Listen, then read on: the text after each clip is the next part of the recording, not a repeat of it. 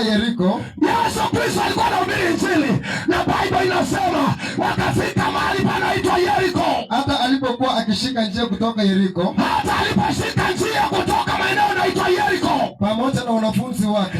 Alikuwa anatembea pamoja na wanafunzi wake. Na mkutano mkubwa. Tazama na mkutano mkubwa. Mwana wa Timayo, Bartimayo. Mwana wa Timayo anaitwa Bartimayo. Yule muombaji. Na tena Biblia inasema alikuwa muombaji. Kipofu. Alikuwa kipofu. Alikuwa ameketi kando ya njia. Na alikuwa ameketi kando ya njia. Naye aliposikia kwamba ni Yesu. Naye aliposikia ni Yesu anapita. Nazareti. Wa Nazareti. Alianza kupaza sauti yake. Wachia tu mahali pale. Biblia inasema kwamba Yesu alikuwa anateremka mahali panaitwa Yeriko. Na wakati Yesu alikuwa anateremka Yeriko, Biblia inasema kwamba aliteremka, alipofika Yeriko kule chini, akakutana mtu mmoja anaitwa Bartimayo, na tena alikuwa kipofu. Na wacha nikwambie jioni ya leo, Bartimayo aligusa mtu wa kwanza, mtu ya kumweleza. Alipogusa mtu wa pili, huyo mtu wa kumweleza. Alipogusa mtu wa tatu, mtu wa tatu alimwambia ni Yesu wa Nazareti anapita mahali hapa leo. Na Biblia inasema Bartimayo alikuwa kando ya njia, alikuwa anakaa kando ya njia, na alikuwa kipofu, alikuwa na sahani, anaomba watu sadaka, anaomba watu. Na Biblia inasema alikuwa kando ya njia. Yesu alipokuja akiteremka, Bartimayo akasema kuna nini leo? Akaambiwa ni Yesu wa Nazareti anapita. Naomba jioni ya leo Yesu atakupita. Naomba jioni ya leo pasa sauti yako. Naomba jioni ya leo pasa sauti yako. Laana itakuachilia. Pasa sauti yako. Ulishisinga madha.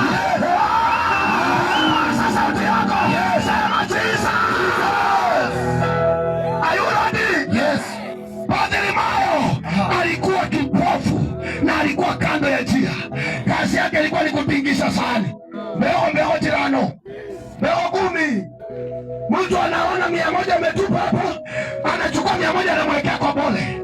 Bartimayo ametulisha mikate na samaki. Akauliza kuna nini leo?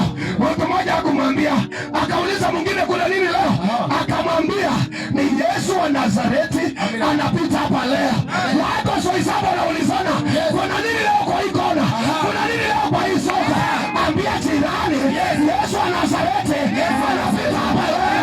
Anapita hapa leo. Anapita hapa leo. Anapita hapa leo.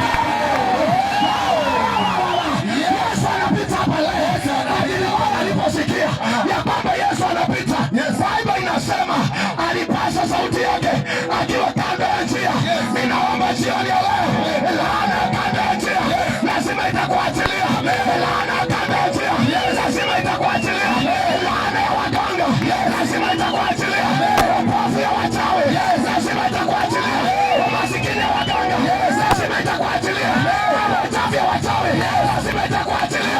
Wachungaji wa imani watainuliwa. Huwezi kaa kando ya njia. Amina. Ino mikono pigia Bwana shangwe. Are you ready? Yes. Alikuwa